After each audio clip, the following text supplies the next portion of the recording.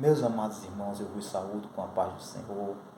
Nessa tarde eu quero ser grato a Deus por mais um dia de vida, por mais um dia que Ele nos concede o dom tão gracioso que é viver, sorrir, amar, ser amado e nós saber que tudo isso nós devemos a Ele, que é o autor da nossa existência, como disse o apóstolo Paulo, lá no livro de Atos, capítulo 17, nele nós vivemos, existimos e nos movemos. Então eu sou grato ao meu Deus por tão grande obra que Ele faz em nossas vidas. Meu querido, nessa tarde eu gostaria de meditar um pouco com você, de conversar um pouquinho a respeito de um versículo muito bonito que se encontra no livro de Jó, capítulo de número 36 e o verso de número 5, que está escrito assim: Eis que Deus é muito grande, contudo a ninguém despreza. Grande é em força de coração. Esse versículo, querido, ele nos fala sobre a grandeza de Deus. Quando a teologia vai falar sobre os atributos de Deus, ela diz o seguinte, que Deus ele é infinito em relação ao tempo, e essa infinitude em relação ao tempo é chamada de eternidade. A infinitude de Deus em relação ao espaço é chamada de imensidão. E a infinitude de Deus em relação à matéria é o que chama-se de espírito. Por isso que a Bíblia diz que Deus é espírito. Ele não está limitado à matéria.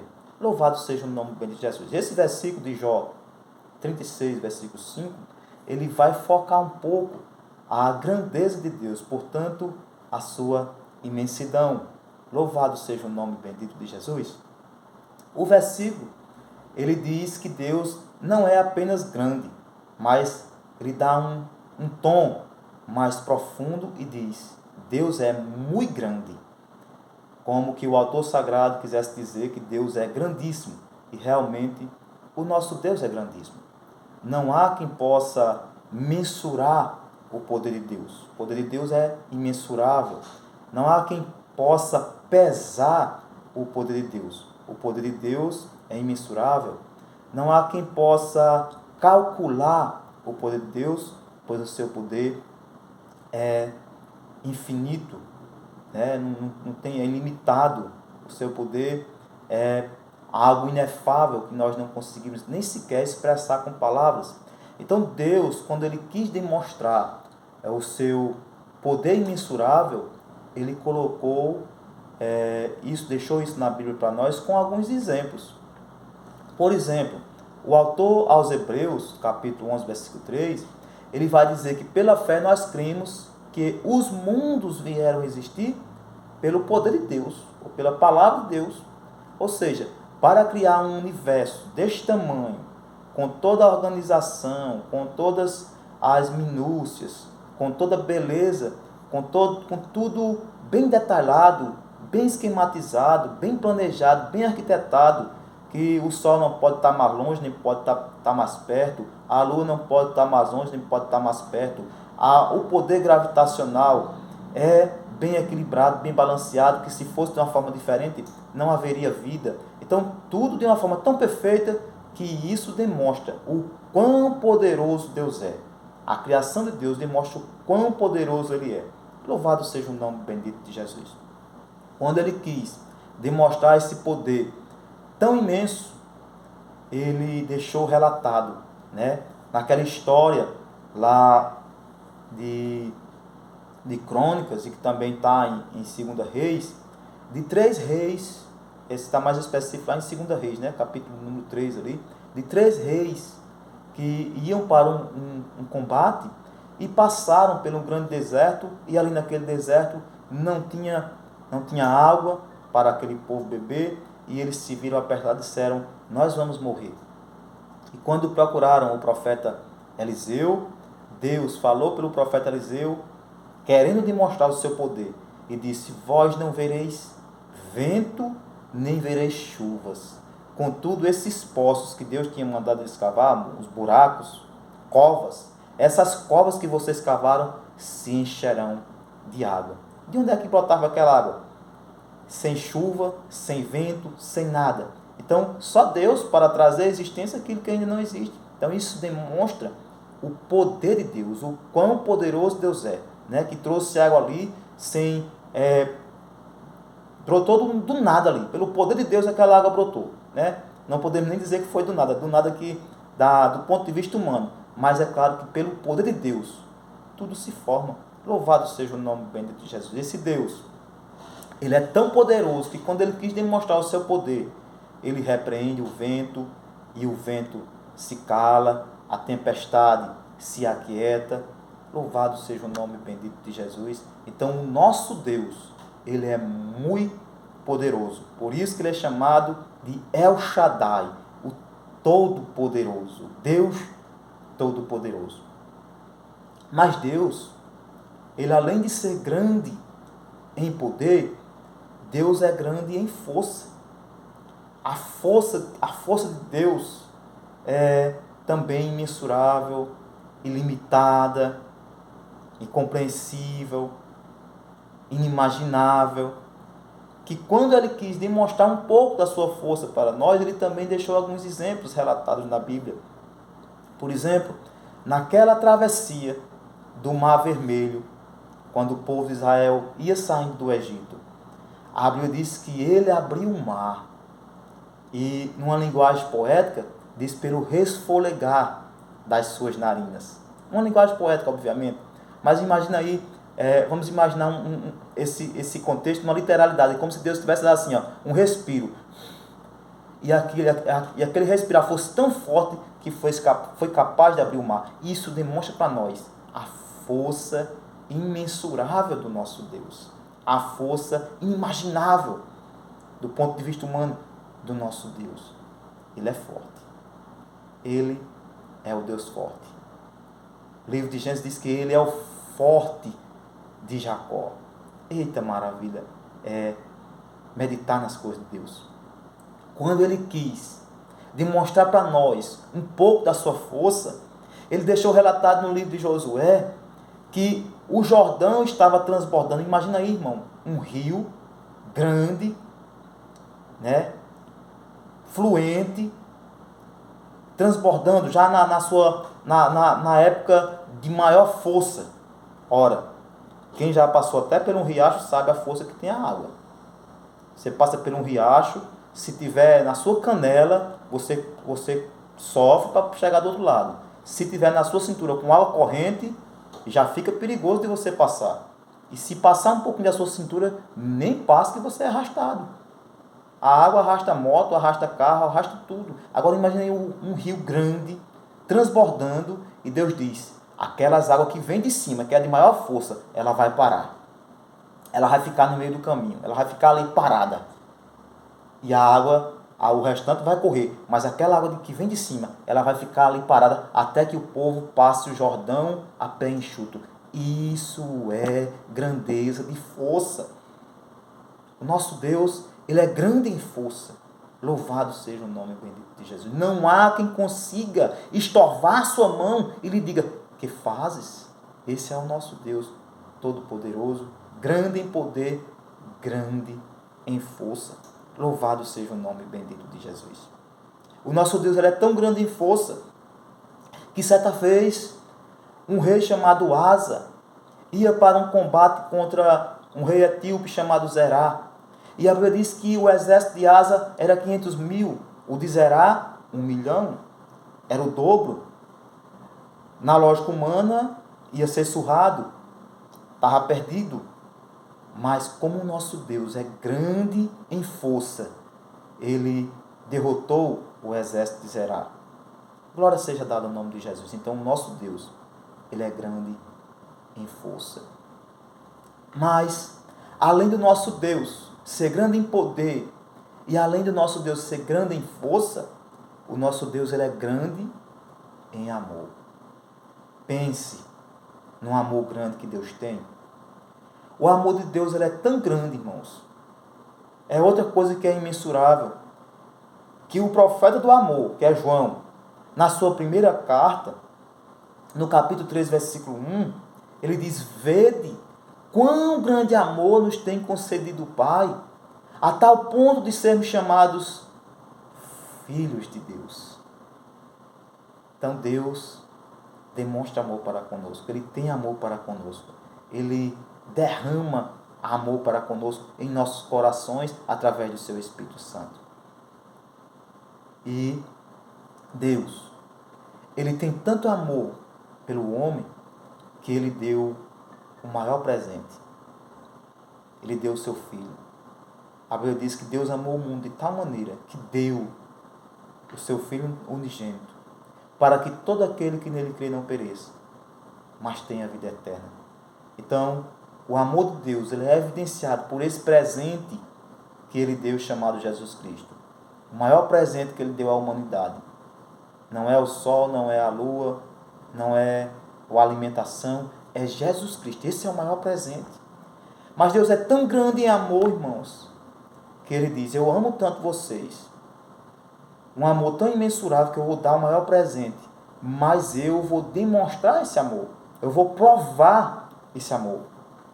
E a Bíblia nos diz, pela boca de Paulo, no capítulo 5 de Romanos, versículo 5, versículo 8, capítulo 5, versículo 8, ele diz que Deus prova o seu amor para conosco pelo fato de Cristo ter morrido por nós, sendo nós ainda pecadores. Irmão, esse amor não é porque nós somos bons. A Bíblia está dizendo aqui, sendo nós ainda pecadores, sendo nós ainda inimigos, sendo nós ainda cometendo injustiça, sendo nós ainda separados de Deus, Ele provou esse amor enviando Jesus Cristo por nós. Ele é grande em amor. Mas Deus, Ele também é grande em justiça. Porque alguém pode dizer: já que Ele me ama, eu vou viver a vida segundo o meu parecer, eu vou viver a vida segundo a minha ideologia, eu vou seguir a minha própria filosofia de vida, deixa a vida me levar, vida leva eu, vou viver conforme as concupiscências da carne, a concupiscência dos olhos, o que me der na telha, conforme as imaginações supérfluas dos meus pensamentos. Aí se esquece que Deus é justiça. Ele é grande em justiça. Deus é grande em poder. Deus é grande em força. Deus é grande em amor. Mas Ele também é grande em justiça. A Bíblia diz que o seu trono é um trono de equidade. A Bíblia diz que justiça e verdade é a base desse trono. A Bíblia vai nos dizer, no livro de Sofonias, capítulo 3, versículo 5, que o Senhor é justo no meio dela. Ele não comete iniquidade. Todos os dias Ele traz à luz o seu juízo. Nunca falta. Mas o perverso não conhece a vergonha. Então, daqui a gente pode até tirar um pouco de apologética. Por que as coisas acontecem no mundo? É porque Deus está dando pago. Ele é a justiça. Em muitos casos, claro que o tema aqui não é esse, conversar sobre o mal, mas só um pouco da justiça de Deus. Deus é justiça. Ele retribui conforme os atos de cada um. Então Ele nunca falta, querido. A Bíblia diz que Deus é luz e nele não há nenhuma treva. Então, se o homem peca e sofre a consequência desse pecado, é a sequela da desobediência a Deus, da desobediência ao seu mandamento.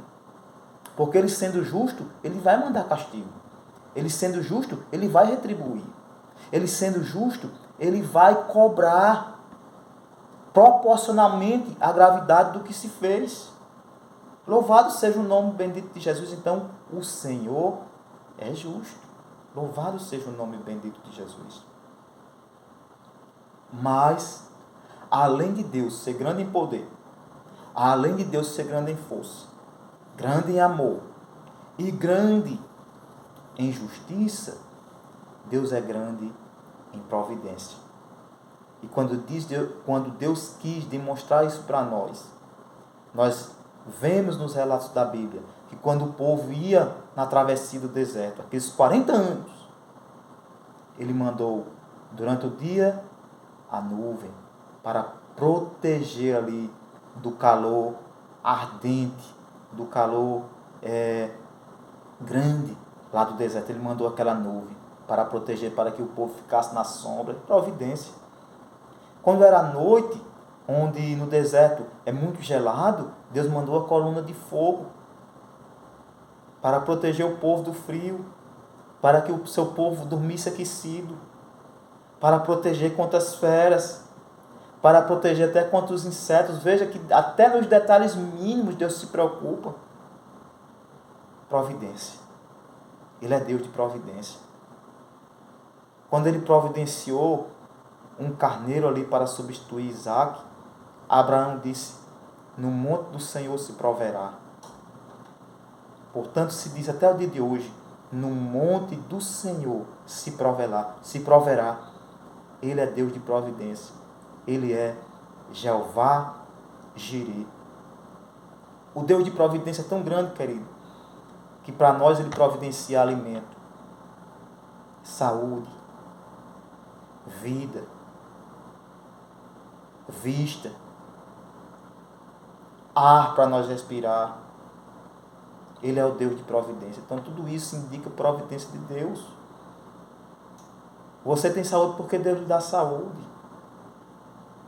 Você tem bens materiais, não é porque você é o cara, é porque Deus te deu força para isso. Deus foi quem deu vigor, é quem dá vigor. Deus é quem dá força física, Deus é quem dá resiliência. Então o homem não tem nada de que se gloriar, nada. Você não tem nada, querido, do que se gloriar, a não ser se gloriar em Deus. Aquele que se gloriar, glorie-se nisto, em me conhecer e saber que eu sou Deus e faço benevolência, juízo e justiça, porque dessas coisas me agradam. Então o homem não tem de que se orgulhar, não tem de que se vangloriar, somente em Deus, porque dele procede as fontes da vida, é dele que vem tudo. Louvado seja o nome bendito de Jesus. Então o versículo, ele fala também da providência de Deus. Mas esse versículo, ele diz algo mais para nós. Ele diz que Deus, sendo tão grande, muito grande, né? Em força, em poder, em providência, em justiça, em juízo, em amor, apesar de tudo isso, a Bíblia nos diz assim, em Jó 36, versículo 5, contudo, a ninguém ele despreza.